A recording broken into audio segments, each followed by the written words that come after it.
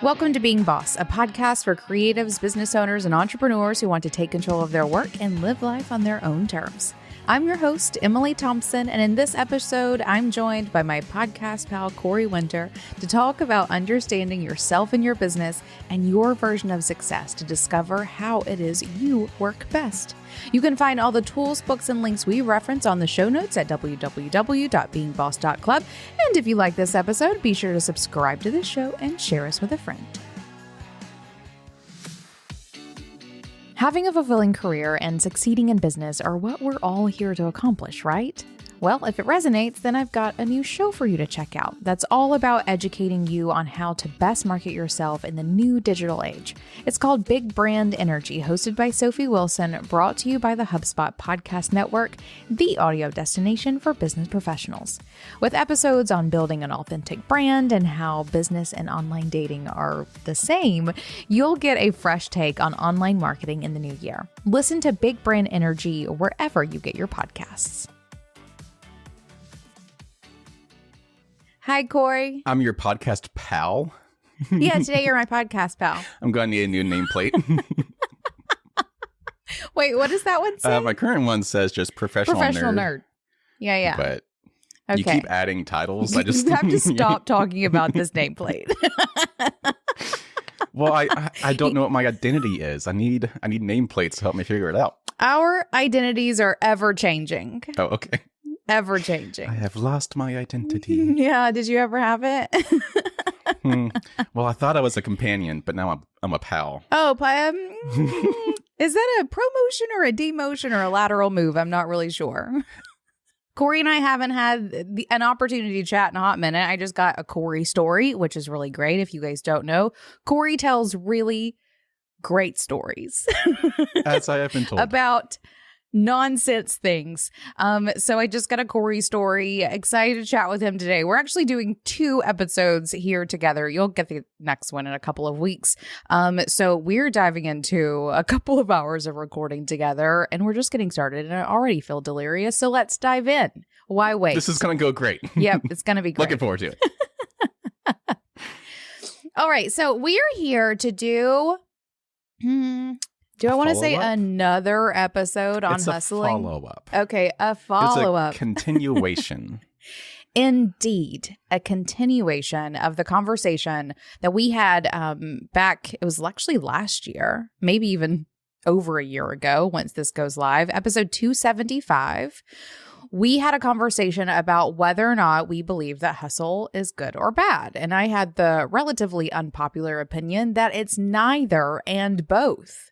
I don't think it's like, I'm not pro hustle culture of just like work for work's sake as much as you can for fun and like not even fun, but for accolades.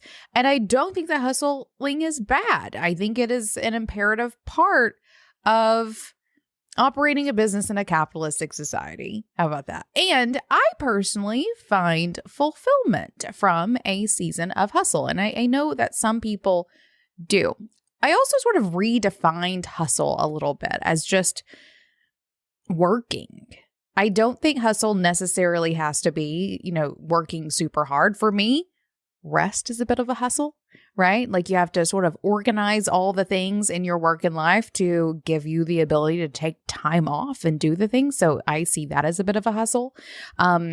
It's a whole thing. So if you want a refresher, go back, listen to episode number 275. I talk about whether or not hustle is good or bad or what that looks like. We are continuing that conversation here because that was a very popular episode.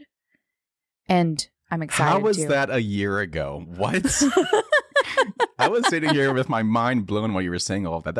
There was no way that was a year ago. Yeah, that was a year ago. It feels like that was like 3 weeks ago tops. No, a whole year. I think that was like a December episode last year, right? Can't confirm. Came out November 16th of last year, 2021.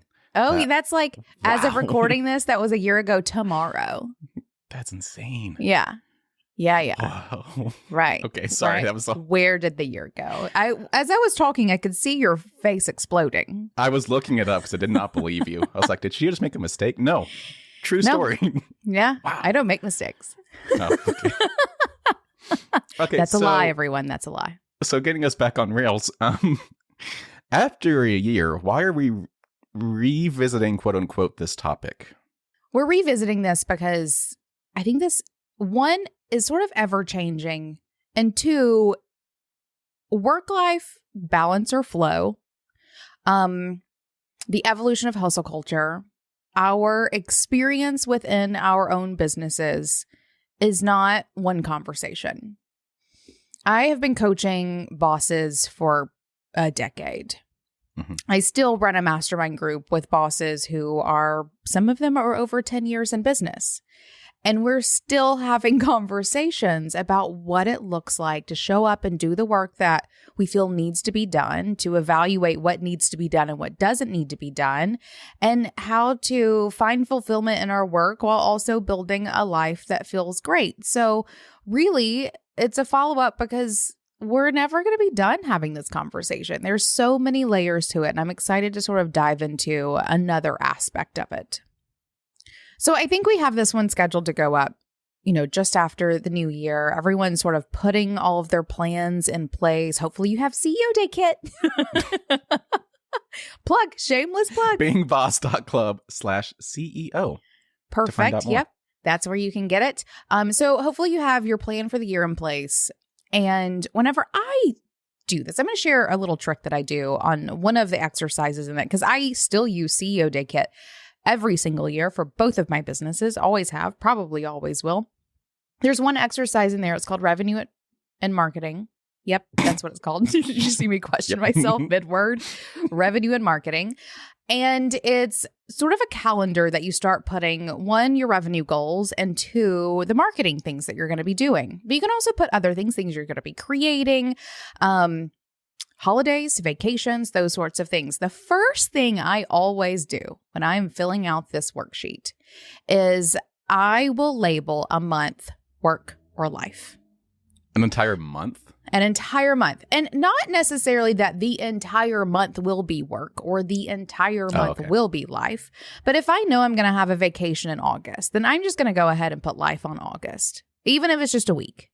If I have something big launching in April, then March and April are probably going to be very work focused. Okay. And so I just go into it thinking about that divide between work and life and how they're both going to flow together. So I think it's fun to talk about this as we go into the new year, to also look at how it is we're going to define our hustle, or how it is that we're showing up to work over the next year.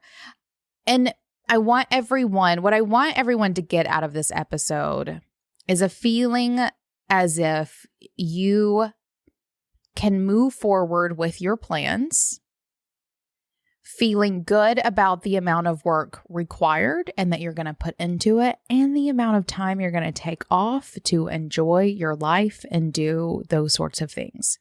So I hope to help everyone sort of define their version of hustle for the next year while we are here. Yeah, so that ties into our first topic about how you don't need to conform to society's version of hustle or anti-hustle, because everybody's hustle looks different. Absolutely. I mean, I'm even defining it different. Like, I'm using the word differently. So you can literally do whatever you want. I don't believe that there are rules around these things. If you go check out some hustle videos on YouTube, you're going to hear all kinds of blueprints and to-dos, and you have to, wake up at 4:30, and not me, not by choice at least.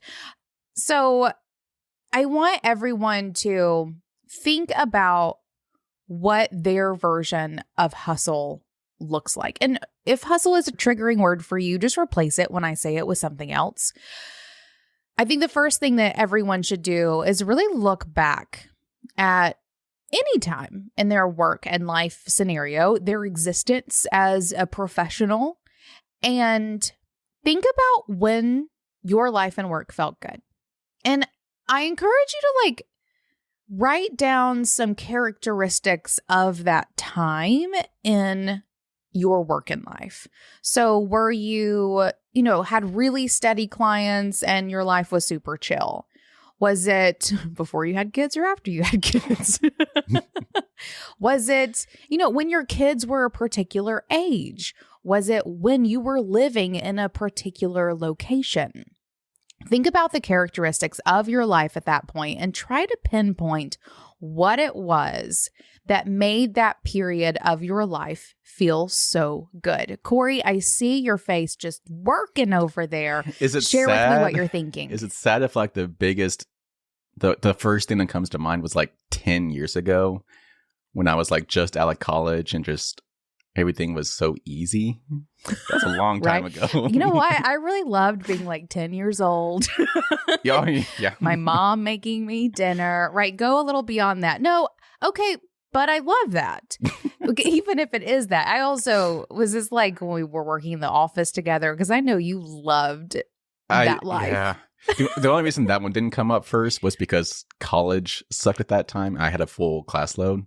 Yeah. But yeah, the work part of it, yeah, that was a good time. Oh, I guess you were still in college then, weren't you? Yeah. I forgot about that. Okay. So then think about the characteristics of your life at that point. Maybe something new was happening. You were moving at that point too. Am I correct? So you were moving closer to home to be with your family. You had just left me. I did. Yeah. Physically left. Moved away. No, right? so yeah, going back to that point, just out of college, like I had that whole thing out of my way. Mm-hmm. I was only working for Being Boss. I was living on my own for the first time. Had a cool little puppy. Fun times. Yeah. Relaxing times. Right? So you think about those times in your life and you think about ways you can maybe recreate or evolve some of those things that felt so good then and there. Whenever I think about this, I feel like one of the most like pinnacle points of my existence over the past couple of years, which is two kind of come up for me. One is like adventuring. If I'm just like traveling, that is everything to me. I will say what I did experience in that big road trip that we did back in 2015, which we did right after we started the podcast. So you can go back to some of those early episodes and probably hear a little bit about some of that. Otherwise known as when Emily left me. When I left Corey, when I physically moved away. One of the things I learned during that is I don't want to travel and work. I just want to travel because I was working on that. That is for the birds. I am not a suitcase entrepreneur. I'm a work at home entrepreneur and then I'm traveling for fun, not working. So a little behind the scenes of Being Boss. So that was still relatively early days Being Boss podcast. Mm-hmm. And you were on this 45-day road trip, right? 40 is biblical. 40 days. There were episodes that you literally recorded in a tent in the middle of nowhere.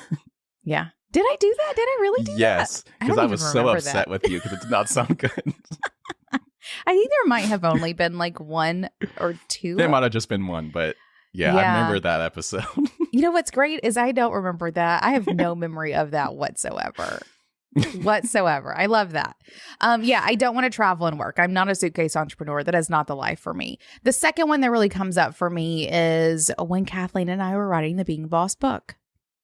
That was a time of like immense creativity where we had also emptied our calendars in a way that really allowed for that insane creativity that we were sort of outputting. We were like nurturing and then outputting.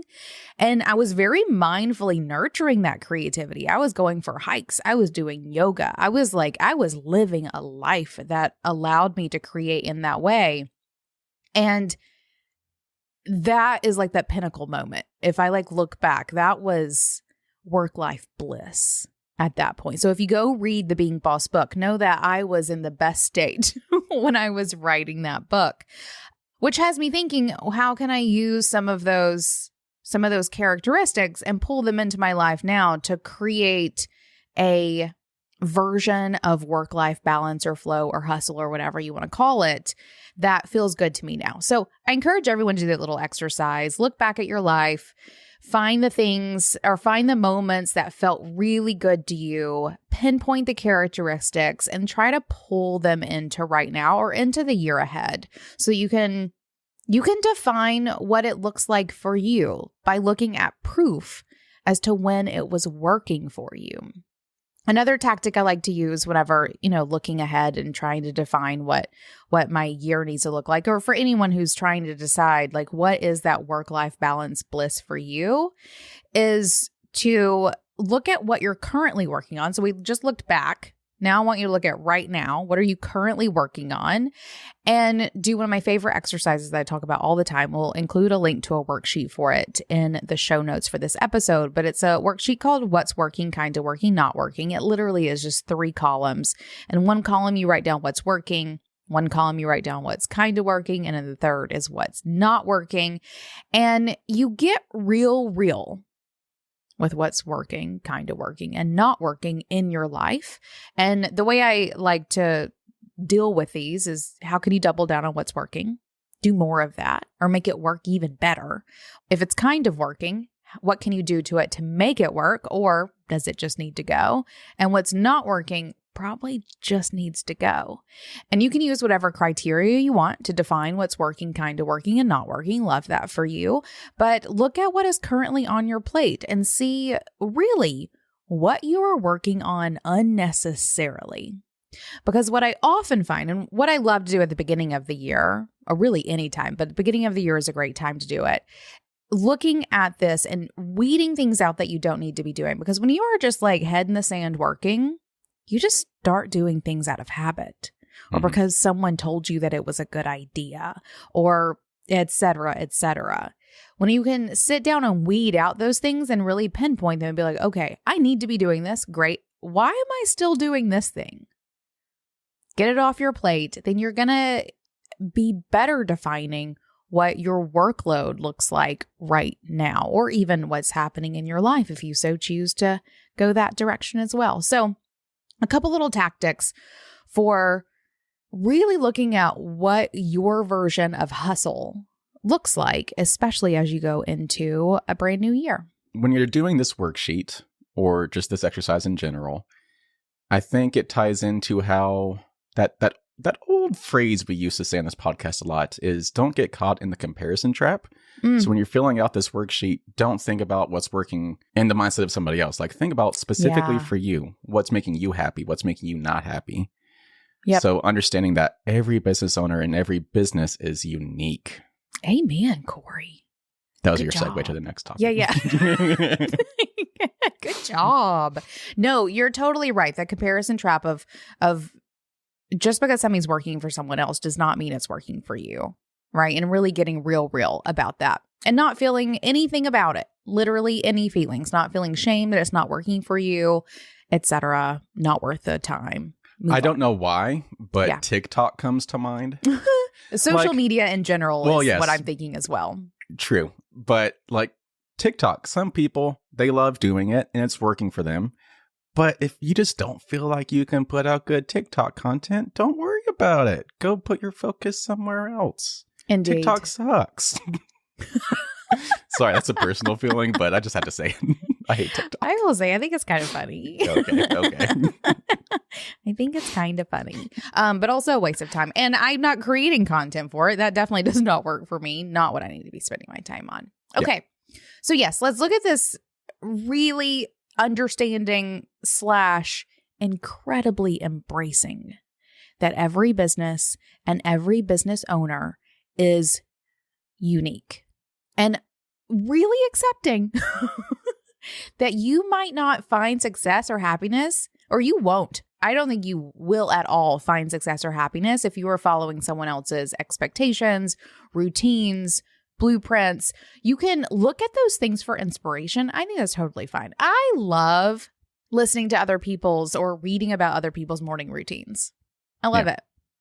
I find it incredibly inspirational. It's like a peek behind the scenes of what gets this person going in the morning, whatever it may be. But I can do all of that and not at all need to adopt a single one of them for myself.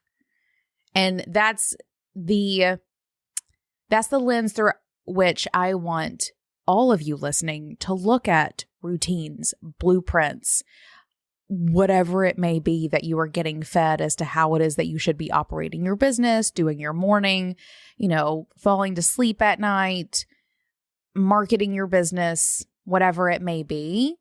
Look at it, be inspired, take in the information, and then otherwise go do you. So here's a thought. Take from this what you will. If every business and every business owner did things the exact same way, there would be no business. There would be no competition. Businesses thrive. It'd be on all competition. Well, maybe, but yes, I see what you're saying. Sorry. So businesses thrive when they do things in their own unique way. Mm-hmm. So if you're constantly comparing yourself to see what's working for other businesses and you think it's going to work for you, you're not going to thrive. No, you're really not. And that's what we want. We want for you to thrive. Another aspect of this, of accepting your uniqueness as a business owner and as a business, is also knowing what it is that you need. Because part of operating on someone else's blueprint or whatever is that you are trying to reach their goals. But what is your goal? Like, you have to define your goals for yourself. And this is one of those things. All of these things are not just relegated to people who are 1, 2, 3 years in business. These are cycles that I see business owners go through 5, 10, 15 years into business as well. It's so easy to slide back into the shoulds, right? I should be doing this. I should be wanting that. I should be working towards this. I should be showing up to work today. I should, whatever it may be. We all do it. We all do it. So I do want to say that if you find yourself in this place, do not think that you're doing anything wrong. Know that you're just doing what everybody does. This is the one thing we all do share, for sure. But what's really important to always do, and this is one of the reasons why I love CEO Day, and this was not supposed to be CEO Day Kit. That seems to happen every time you and I do an episode. I don't know why. Because it is at the core of how it is that, we do planning and show up in this business, and both the businesses. It's that much of a part of what we do. For real. For real. But what you have to define for yourself is what it is that you need. I oftentimes, when I'm coaching or talking to a boss, will find them working really hard, especially on money goals, working really hard on money goals. And I'm like, but is that what you need? And there's usually this moment of like, maybe? I don't know.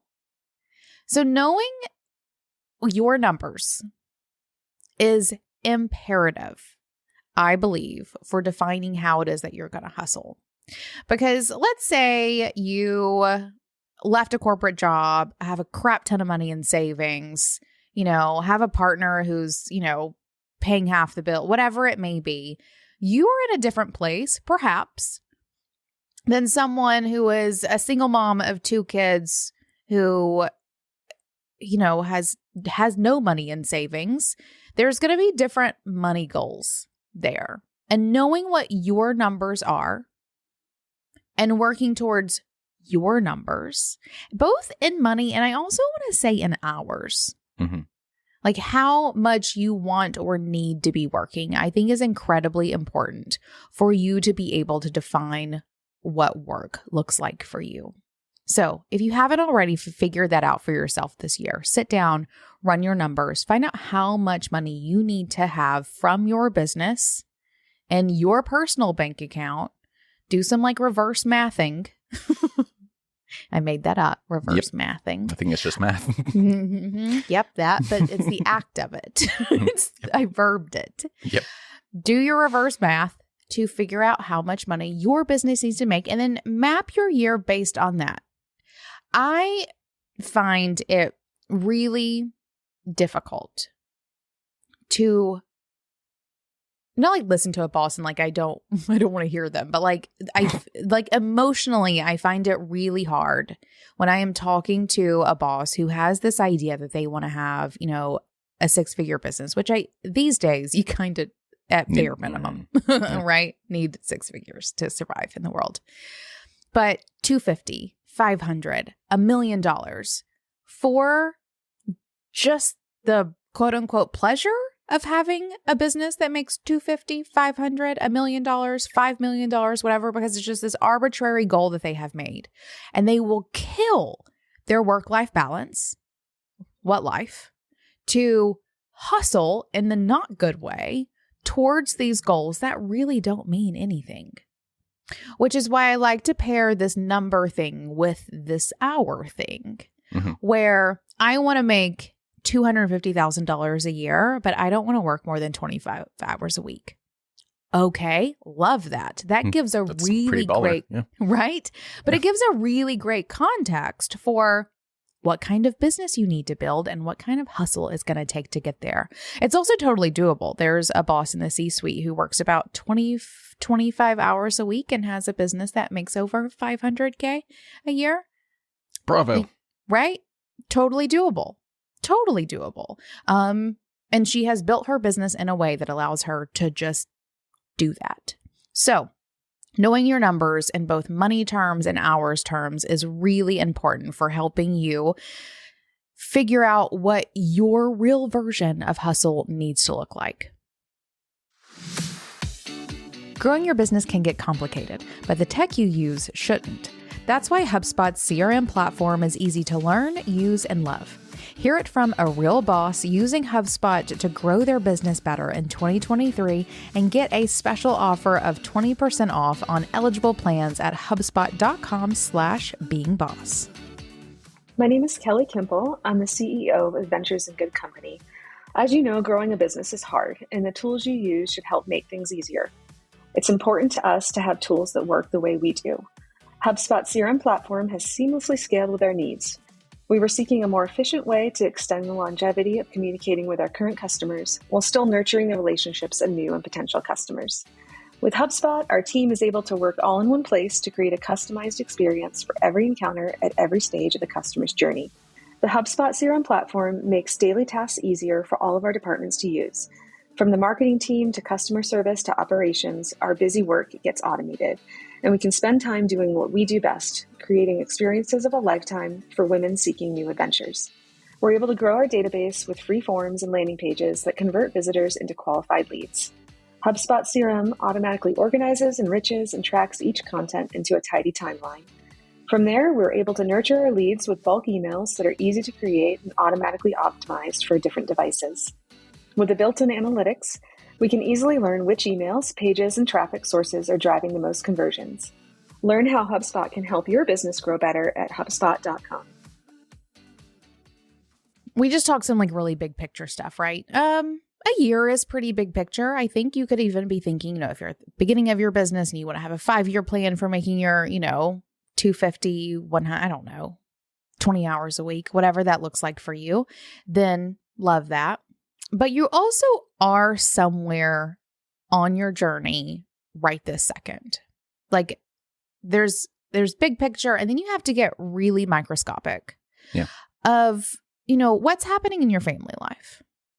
What is happening like to you physically and health wise? What is happening? I don't know. Otherwise. What's I'm happening running in out the of world? examples. What's happening? That's a little macro. Macro. I want to go micro. Right? What's happening very personally to you that puts you wherever you are on your journey?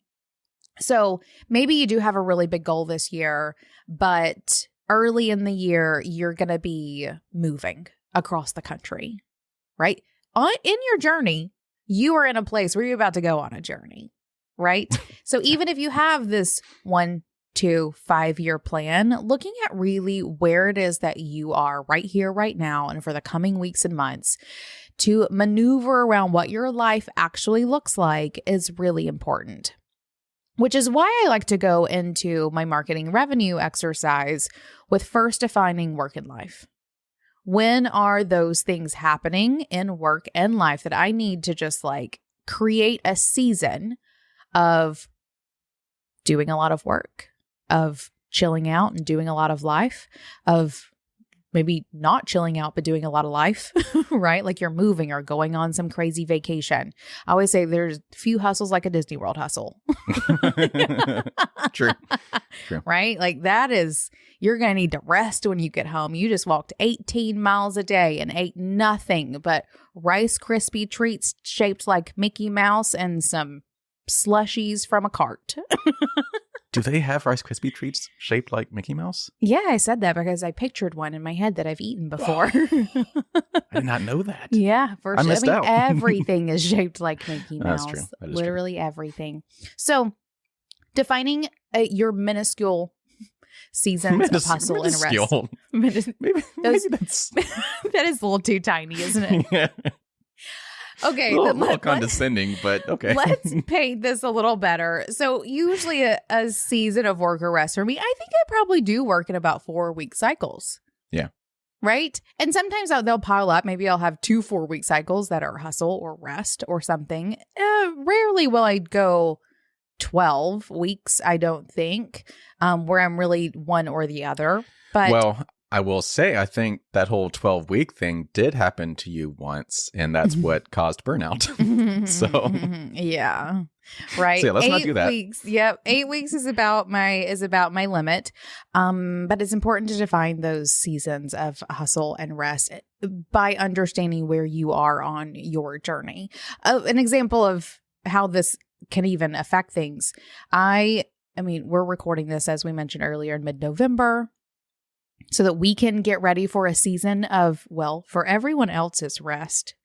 For me, it's hustle because I have a retail store in the holiday season. Mhm. And so it's funny. We planned this like batching of episodes for both of those things, rest for the team, hustle for me. But then I got this ankle injury that I have mentioned before, which has me redefining in a lot of ways what this season of hustle looks like for me, because where I'm at my journey right now is sitting in a chair, just sitting in a chair. And so really understanding where you are, where you personally are in this moment is incredibly important. It's a really important aspect of planning these seasons of work and life. Okay, so you have defined what makes you unique, but now how do you understand what success looks like for you? Because that's the whole thing, right? That's what we're leading up to. It is what we're leading up to. It's funny, I really was not planning on talking about all of this, you guys. But this is also the context of the group coaching that we launched last year. I say last year in context of January, this year in context of November when we were recording this. Timey-wimey, am I right? Yeah. So we launched our boss-owned business group coaching, and the thing that we are taking bosses through is really understanding what success looks like for them. And it's a process of looking at values, both personal and business, looking at, the boundaries that they need to feel creative and fulfilled and have the time that they need to do both work and life things, etc. So there's lots of little pieces, but I do want to hit on just a couple of them here. One, I want to reference another worksheet. So we'll have this in the show notes as well. It is called Define Your Ideal Day, or your Ideal Day worksheet, or something about your ideal day. I never know the names of things. Sorry, not sorry. You named them. All right. Or is it Dream Day? It's definitely Ideal Day. That's how I have it labeled on the back end. So sure. Okay. So there's a worksheet where we take you through a couple of exercises, a couple of thought exercises and some writing exercises to think about what your really dreamy day looks like. And just like we talked about earlier with looking back in the past and imagining, or not imagining, but getting really clear on the aspects of those times that felt really great and pulling them into the future. Ideal Day is a little bit of looking into the future in this like imaginary world where you are waking up where you want to be, surrounded by who you want to, or whatever, who or what do you want to be surrounded by, what are you getting up and doing all day, what kinds of conversations are you having, and then doing some work to pull that like future dreamy scenario back into your reality right now. That will give you a nice little insight look as to what elements make you feel successful. So is it waking up at 4:30 or is it waking up at 7:30? 7:30. Jesus. Yeah, I love a good 8:30 personally. Yeah. I love my sleep, y'all. Love it. Or is it just waking up after having a full 9 hours of sleep? Because I don't care what time it is, as 9 long hours? as I've had 9. Yes. Okay. 100%. Yes. Do you see my face when you questioned that? Like, absolutely, Corey. Okay. 9 full hours, not a minute less. Okay. So, defining your ideal day can be a really great exercise for getting an inside peek as to those little elements that make you feel successful. I think another one is definitely knowing your numbers, defining what that enough number is for you, because that enough number is success, is a metric of, it does not equal success. It equals one aspect of success. Okay. Right? So knowing that number so that you can work towards something real as opposed to someone else's number or just this number that you made up for some arbitrary or like whatever reason. Knowing your numbers is really important for understanding what success looks like for you. And that's money and those hours. Mm-hmm. Another aspect about hours is to think about when it is that you're most creative and how do you I'm going to say capitalize on that. Sorry, not sorry. Right? So if you are more creative in the morning, then how can you, and you run a creative business where you want to monetize that creativity, which is most of you guys listening, then what does work look like for you so that you can really make the most of those times? I don't think it's really even creativity. It's just, when does your brain function? Like, right? I think I get about 3 minutes in the afternoon. Touche. Yeah. No, it's definitely not in the afternoon. Things go real downhill after 11 a.m., I think.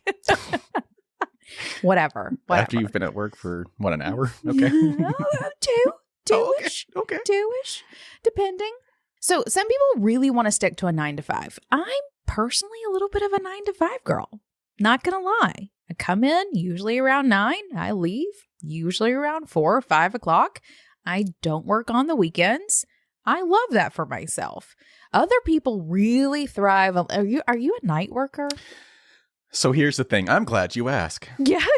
Because I have a whole complex around my schedule. I would love to work at night, but the reason I do actually work from 9 to 5 or really 7:30 to 5 is because of my dog.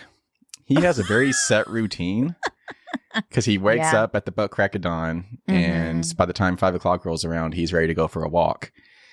And if he does not get that routine, he is very adamant about wanting my attention, and he will not leave me alone until he gets what he wants. So my routine is set based on my dog's needs. Other people may have children Yep.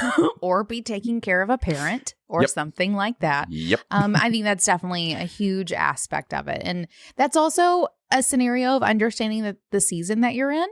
So, for me, I have a kid who's in school. We're waking up early, my midday. So I'm usually a 9 to 5 girl. But why am I saying girl like that? I don't know. I was wondering that. I was going to let you do it. Yeah. I'll take whatever. That does not offend me, y'all. So I'm a 9 to 5 girl, except while my kid is in school, I have to get her at like 3:30. And so I'm actually stopping work a little bit earlier, spending some time with her. And then I'll usually put in another hour or so in the evening, which sort of has things jacked up. So I also recognize that I'm in a 3-year season of that. And then I can get back to my preferred work schedule since we have put her in school and we're not homeschooling anymore. So you may have to recognize that in terms of the hours in particular, it may just be the season that you're in. Also, literally the seasons. In winter, I work a lot because I'm not going outside. It's cold.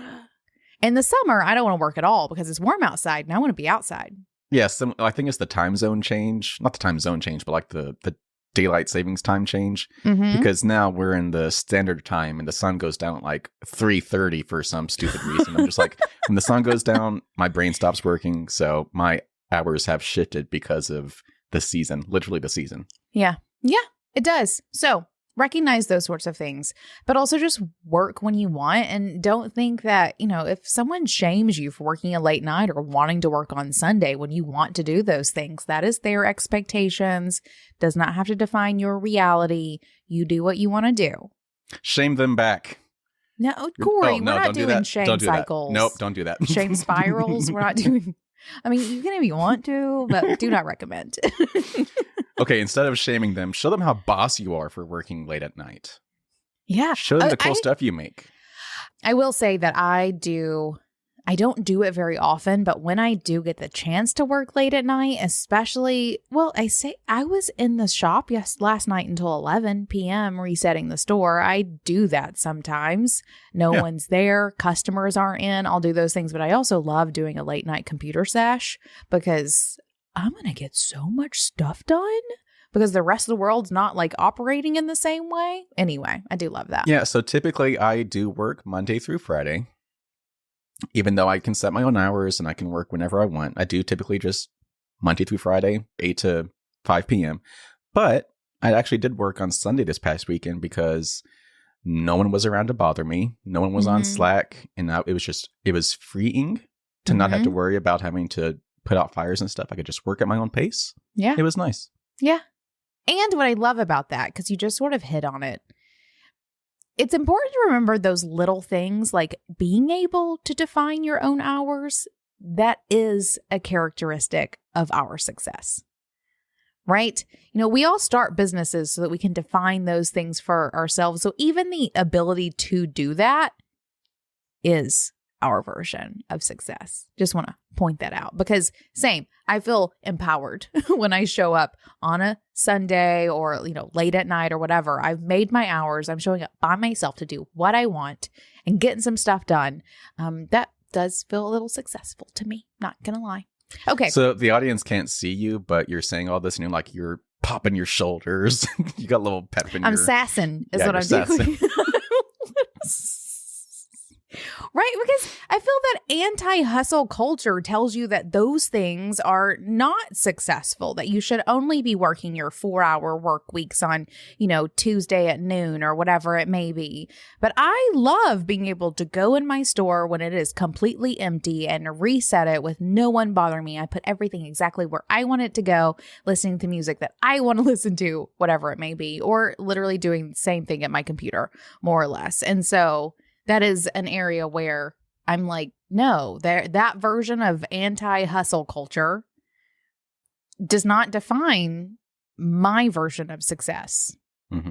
Sometimes I want to work late because I find it freeing and invigorating, partially because no one's around to bug me and partially because I chose it for myself. Yeah. Also sassed my head with that one as well. Okay. A couple other things or a couple other ways to define success. A couple of episodes ago, probably like 6 months ago, because same timey-wimey, we did an episode, or I did an episode, I think it was a solo one, on some lists that you need to have as a human. One of those was a bucket list. One of those was a want list. I think both of those are really incredible practices for helping you define success. You can go back to that episode and listen to it if you're curious. I also take bosses through those two particular ones in our group coaching program. Corey, what episode was that? Episode number 320, 3 must-have lists to create the life you want. Oh, that's a great title. Thanks, Corinne. That's wonderful. So yes, go listen to that one. I think those two lists are really important for helping you define your version of success. I'm going to throw a fourth one in there because I don't even remember what the third one was. I will not lie. I don't remember. But there is another one that I've been thinking about a lot. Someone brought it up to me recently. I'm going to make this for myself. I think this is incredibly important, especially when you're in a season of a lot of work. And that is a list of things that bring you joy. Because I think it's really easy to get into a season of hustle and forget to eat or like call your mom or hang out with your friends. Or for me, go for a hike and do my yoga and those sorts of things. And so by having this really easy go-to list, you're never going to be too tired to be like, I don't even know. I'm just going to go to bed. Just go look at your list. What's going to bring you joy in this moment? That's a new list I'm going to add to the list of lists because I think it could be incredibly important.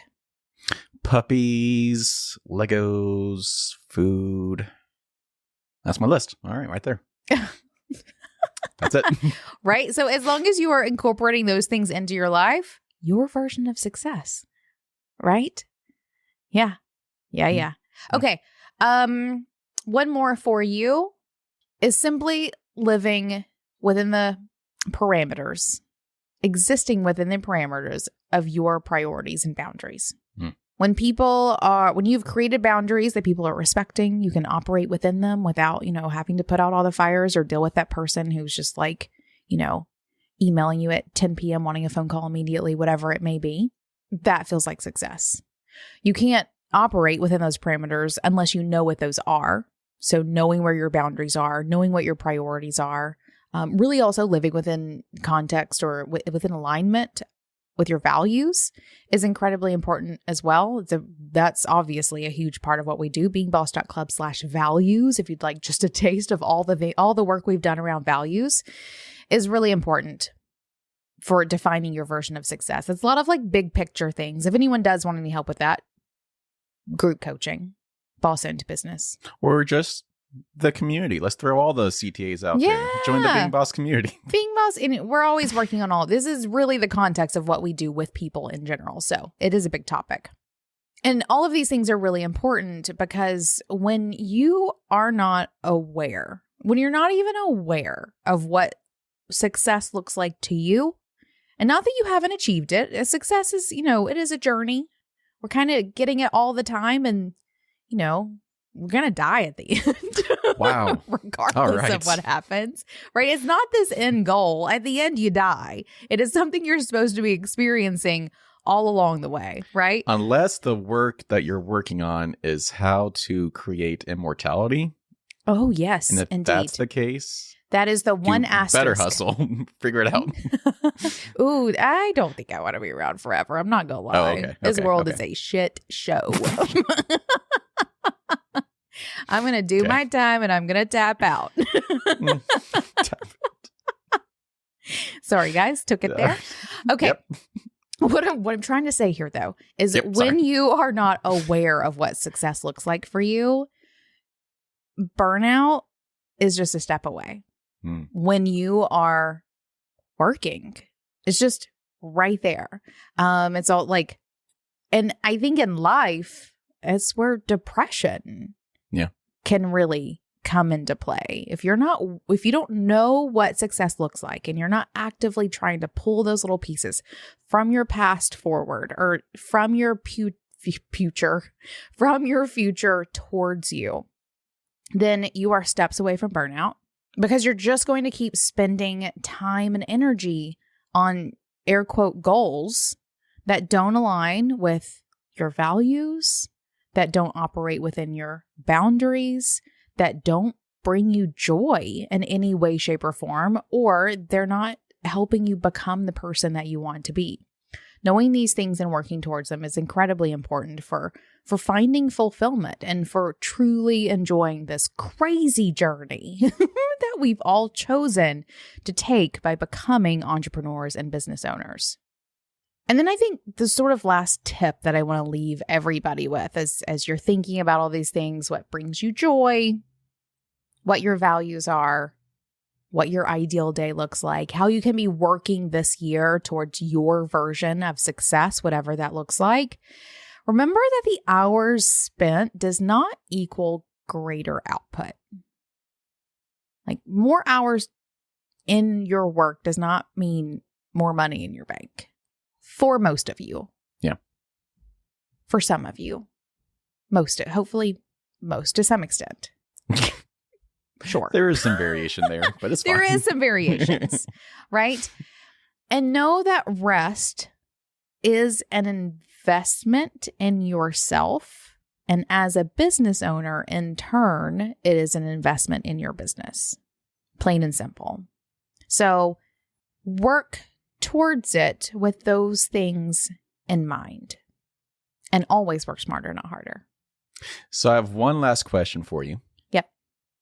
What are you going to work on today? You specifically, Emily. Oh, shit. Corey. What are you going to work on today to work towards your version of success? Oh, I want to curse you right now. Oh, we that can was cut the that. urge That's fine. that I had. Actually, I think I did do it. You don't have to cut that one out. Let them all know that I did do it. Shit, Corey. Let me think about it. What am I going to do today? I talked about being a 9-to-5 girl. That's a thing now. Corinne, if you're listening, which I know you are, make sure to add that to the list of bumper stickers we need to create. Yeah. 9 to 5 girl. Yeah. I feel like it needs to have one of those like sexy silhouettes. I just envisioned it in my head. You know, the ones that are on like the 18-wheeler flaps. Mm-hmm. It needs to be that one. It needs to be that one. Yeah. So, but the season that I'm currently in is we are gearing up. This weekend is our first big holiday weekend in the store. Next weekend is Black Friday. Then we're between Thanksgiving and Christmas, and all hell's going to break loose in the most glorious, crystal-filled way. Very excited about it. So I have broken my boundary of 9 to 5 and not working weekends for this season of hustle, where this afternoon I'm doing another recording this afternoon, and I quit for the day. For the rest of the day, I'm quitting early. And that's going to be more or less my schedule most days over the next couple of weeks, where, you know, Tuesdays, Thursdays, Fridays, days that are usually generally light for me are not really going to be work days, because I am working a little more on the weekends. I need to make myself super available if something happens. So this afternoon, I'm adjusting my boundaries, and I am unapologetically going to quit working at about 1 p.m. and going to go home and paint some mushrooms, some little wooden mushrooms with my kid. Okay. And make some dinner and hang out. And it's a Tuesday that any other time I would be working 9 to 5 like I always do. But I'm adjusting my schedule and taking some time and making time now to rest as both an investment in myself, but also an investment in my business, because they gonna need me later. And that's not a huge one, but that's my today. That's my today, is I'm going to quit working early. And that, y'all, is not easy for me to do. When I get in and get going, I'm just going to keep going. But I'm pulling the plug. And I have been doing that a little bit. I will be doing that much more over the coming weeks, because that is the season that I am in. What about you, Corey? I'm going to turn around on you. Oh, crap. I knew you were going to do that too. Well, I'm actually front loading all of my hours this week, so I can have another long weekend, because I actually had a 3-day weekend a couple of weeks ago, and I was like, ooh, that was nice. So I'm doing that again this week. And that actually ties into Thanksgiving and Christmas, which I'm taking extended periods of time off. So yeah, I'm heading towards my season of rest. Yes, I love that for you. I'm going to fall off the Christmas cliff into my season of rest. I'm very excited about it. We'll get there. I'll join you one day. I'll join you. Perfect. Well, thanks, Corey. This one is a fun one. And I do encourage everyone listening to work in a way that feels good to you, to define what work looks like for yourself, so that you can show up and accomplish the things you most want to accomplish. And if you're struggling to find a starting point, go find those worksheets in our show notes, beingboss.club. High five. All right, boss, because you're here, I know you want to be a better creative business owner, which means I've got something for you. Each week, the team at Being Boss is scouring the news, the best entrepreneurial publications, and updates and releases of the apps and tools that run our businesses, and is curating it all into a weekly email that delivers the must-know tips and tactics in the realms of mindset, money, and productivity.